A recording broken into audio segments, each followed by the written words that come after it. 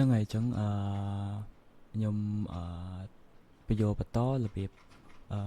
login account យើង backup page backup account នៅលើ tool របស់យើងឬក៏ import account ឲ្យចូលហ្នឹងហើយចឹងឥឡូវខ្ញុំបើកមួយឥឡូវខ្ញុំ clone ថែមមួយទៀតចឹងយើងចូលទៅ setting យើងចូលបើកអានេះក៏បានឬក៏យើងចុចទៅលើ tool ហ្មងក៏បានដែរចុចអានេះមកវាបើកអាហ្នឹងមកហើយចឹងអាក្រុមគេនេះមិញយើងបាន config ហើយអញ្ចឹងឥឡូវខ្ញុំបិទវាសិនដើម្បី clone ហ្នឹងហើយអញ្ចឹងខ្ញុំ clone ចេញពីអាខ្ញុំ config ហើយហ្នឹងហើយអញ្ចឹងយើងបើកប្រើមកយើងអត់ត្រូវ config អីម្ដងទៀតទេខ្ញុំប្រូមវាអ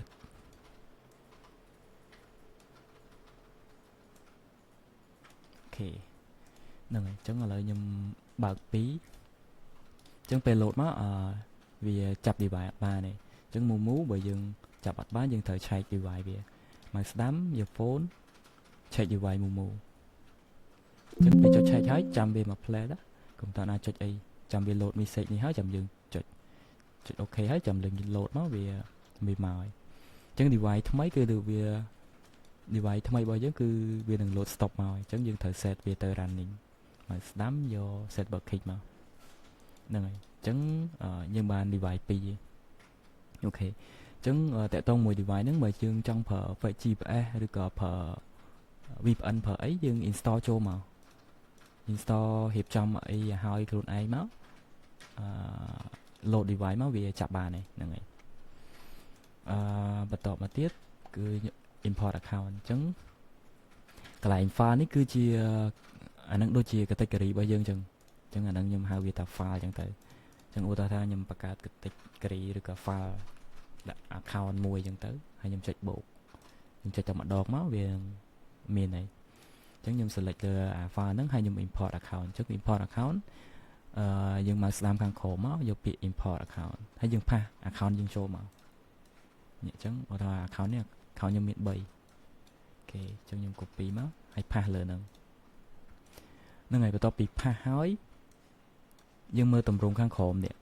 កន្លែង format របស់វាអញ្ចឹងទម្រង់របស់យើងគឺទម្រង់អីគេយើងselect វាតាមហ្នឹងមកអញ្ចឹង account របស់ខ្ញុំគឺ UID password 2FA អញ្ចឹងអាក្រោមនេះវា suggest ឲ្យឯងអញ្ចឹងយើង select វាត្រូវមកតាមទម្រង់របស់យើងអញ្ចឹង UID pass ហើយនឹង 2FA ហ្នឹងហើយអញ្ចឹងសេរីឡើងហ្នឹងតែឲ្យត្រូវមកយើងចុច add មកគឺវាចូលហើយអញ្ចឹងវារត់ទៅតាមទម្រង់របស់យើង UID pass 2FA ហ្នឹងហើយអញ្ចឹងរបៀប login account តើតើមួយ device យើងបានន័យថាយើង backup account ចូលទៅក្នុង tool របស់យើងបានន័យថាវា store account ហ្នឹងនៅលើ computer របស់យើងវាអត់ store នៅលើ Mumu device ណាទេអញ្ចឹងពេលត្រូវការប្រើបានវា restore account ហ្នឹងចូលទៅក្នុង device របស់យើងបានន័យថា account មួយពេលដែលប្រើហើយគឺវានឹង clear ចោលទៅលើ device របស់យើងហើយវាអត់ទៅ backup អីទេវាអត់ទៅ store នៅក្នុង device របស់យើងទេអញ្ចឹងឧទាហរណ៍ថាយើងមាន 1000 account អញ្ចឹងយើងចង់ប្រើតែ2 device ហ្នឹងក៏បានដែរអញ្ចឹងវា run ម្ដង2តអស់ account អញ្ចឹងទៅបើយើងមាន device ច្រើនយើងបើកច្រើនទៅវា run បានលឿនទៅ1000 account របស់យើងអញ្ចឹងណាហ្នឹងហើយអញ្ចឹងរបៀប login យើង select មកយើងចង់ run មួយ account យើង select ប៉ុណ្្នឹងមក select ហើយយើងចុច start អញ្ចឹងតាក់ទងកន្លែងនេះគឺ login only no backup page អញ្ចឹងបានន័យថាបើយើង take កន្លែងនេះគឺវា backup តែ account ទេអញ្ចឹងវាអត់ backup page នៅក្នុង account របស់យើងតែបើយើងអត់ take បានន័យថាវា backup ទាំង account backup ទាំង page របស់យើងមកអញ្ចឹងខ្ញុំឲ្យវា backup ទាំង page ទាំង account អូខេកន្លែងនេះគឺ check primary account របស់យើងអានេះ check that create ថ្ងៃបង្កើត account របស់យើងហើយកន្លែងនេះគឺ check live before login ហ្នឹងបានន័យថាវានឹង check UID នេះបើសិនជា UID ហ្នឹងដែរវានឹង skip ទៅ account បន្ទាប់អញ្ចឹងទៅហ្នឹងហើយឥឡូវខ្ញុំ login ទាំង3 account ហ្នឹងអូខេអញ្ចឹងខ្ញុំឲ្យវា backup ទាំងអស់ហើយខ្ញុំគ្រាន់តែ select ហើយយើងចុច start មកតែប៉ុណ្្នឹងទេហើយតាក់ទងមួយsetting របស់វាយើងបាច់តូទេ size display អីយើងបាច់តូទេព្រោះអីខ្ញុំរៀបចំឲ្យអស់ហើយអញ្ចឹងយើងបាច់ធ្វើអីទាំងអស់បាច់ដូរបាច់អីបើយើងចង់ដូរ តាក់ទងមួយ CPU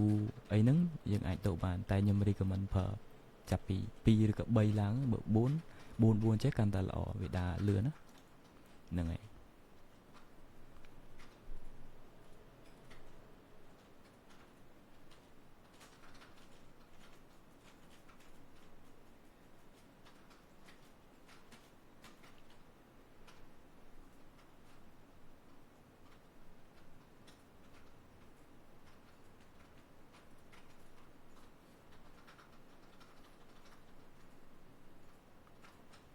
ហ្នឹងហើយអញ្ចឹងខ្ញុំបញ្យកតាក់ទងមួយកន្លែង home បន្ថែមអញ្ចឹងតាក់ទងមួយកន្លែង home នេះអត់មានតាក់ទងមួយ active account ឬក៏ post ឬក៏អីទេបានន័យថាកន្លែង home នេះគឺតាក់ទងតែជាមួយយើង login account របស់យើងចូល tool ទេ backup data ចូល tool តែប៉ុណ្្នឹងឯងបើយើងចង់ post ចង់អីវានៅក្នុងកន្លែង post រៀលនេះអញ្ចឹងកន្លែងនេះគឺ select store របស់យើងមកអញ្ចឹងកន្លែងនេះជាធម្មតាបើសិនជា account របស់យើងបាន backup ហើយវានឹង load ព្រួយនៅគៀននេះយើងអាចចុចមកវាឃើញ account ឬក៏ឃើញpage របស់យើងនៅក្នុង Chrome ហ្នឹងអញ្ចឹងឥឡូវនេះវាអត់ទាន់ backup បានទេចាំពេល backup ហើយខ្ញុំនឹងបញ្ចូលថែមទៀតអូខេ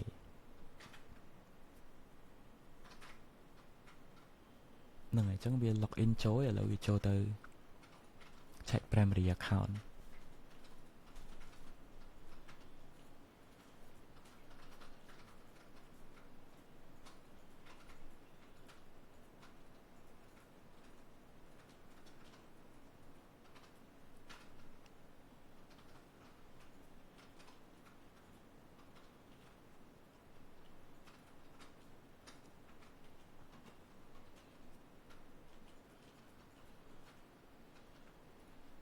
ហ្នឹងហើយអញ្ចឹងវា get primary ហើយ get that create ហើយវានឹង show ឈ្មោះ update name មកឲ្យថា account នឹងឈ្មោះអីអញ្ចឹងទៅ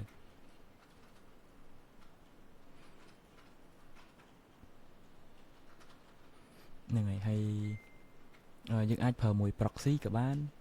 VPN Open VPN ក៏បានដែរអត់អីទេបើ Open VPN យើងអាច connect នៅលើនឹង direct ផ្ទាល់បានឬក៏ proxy អីយើងគ្រាន់តែ import វាចូលមកយើង import import proxy មកដាក់ proxy មកវានឹងទៅ connect ទៅហើយ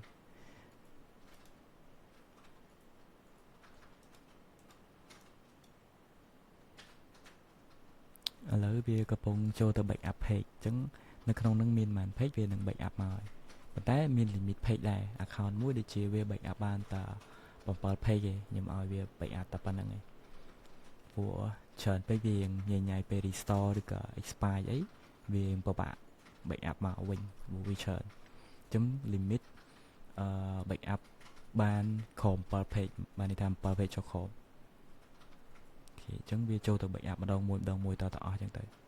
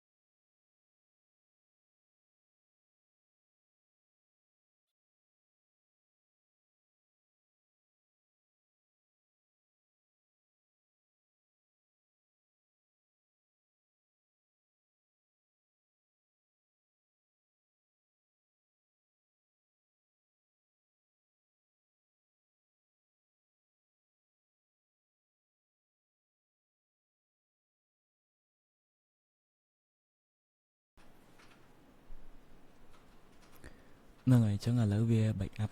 បានហើយ3 account ហ្នឹងអញ្ចឹងយើងមើល status នៅកតុយរបស់វាកន្លែង description ណាអញ្ចឹងកន្លែងនេះគឺ មាន5មាន4ហ្នឹងបានន័យថា success 5ហ្នឹងគឺវា backup បាន5 page កតុយ4នេះបានន័យថា4 page អញ្ចឹងនៅក្នុង account លើនេះមាន5 page ក្រោមនេះ4 page អញ្ចឹងទៅអញ្ចឹងកន្លែងនេះគឺ status page របស់យើងធម្មតាពេលដែលវា backup ចប់ហ្នឹងហើយអញ្ចឹងយើងចូលមកកន្លែង post real មកយើង load ម្ដងទៀតនេះអញ្ចឹងដូចខ្ញុំបញ្ចូលមុនហ្នឹងអញ្ចឹងគឺវាមានព្រួយអញ្ចឹងខាងលើគេបង្អស់ហ្នឹងខាងលើគេបង្អស់គឺជា account បន្ទាប់ពីលើគេហ្នឹងគឺជា page នេះអញ្ចឹងឲ្យទៅនៅលើគេបង្អស់គឺជា account អញ្ចឹងបន្ទាប់ពី account គឺជា page អញ្ចឹងយើងមាន5អញ្ចឹងគឺ5 page ឬក៏យើងមើលកតុយនេះក៏ដឹងដែរថាលេខ5នេះគឺមាន5 page ខាងក្រោមនេះគឺមាន4 page អញ្ចឹងទៅនិយាយទៅយើងមើលតាមលេខក្នុងវងកញ្ចក់ហ្នឹងបានដូចគ្នាយើងដឹងដូចគ្នាអញ្ចឹងណាយើងអាចexpand មកវាពលាចេញដែរឬក៏យើងចង់ select tick ដៃចេះក៏បានឬក៏យើងចង់ select មកស្ដាំ select ចេះក៏បានដែរហើយខ្ញុំ select យើងចង់ select តា account អញ្ចឹងយើងអាច select all account នោះវា tick តាលើគេលើអញ្ចឹងលើគេនេះគឺជា account យើងចង់ select page select all page យើង select មកគឺវា tick page ទាំងអស់មកគ្រប់3 account នោះមានប៉ុន្មាន page វា select មកទាំងអស់ហ្នឹងហើយអញ្ចឹងវីដេអូនេះខ្ញុំបញ្ចូលប៉ុណ្ណឹងតាក់ទងមួយកន្លែង home អញ្ចឹងកន្លែង home ដូចជាមានតែប៉ុណ្្នឹងឯងកន្លែងនេះគឺ search យើងចង់ search ជា UID ឬក៏ search ជាឈ្មោះឬ search ជាអីចឹងទៅហ្នឹងហើយអញ្ចឹងមានតែប៉ុណ្្នឹងកន្លែង home ខ្ញុំបញ្ចូលប៉ុណ្្នឹងវីដេអូក្រោយខ្ញុំបញ្ចូលនៅកន្លែង post real អញ្ចឹងកន្លែង post real នេះគឺវាមាន function ច្រើននៅក្នុងហ្នឹងអញ្ចឹងខ្ញុំធ្វើវីដេអូបន្ទាប់ទៀត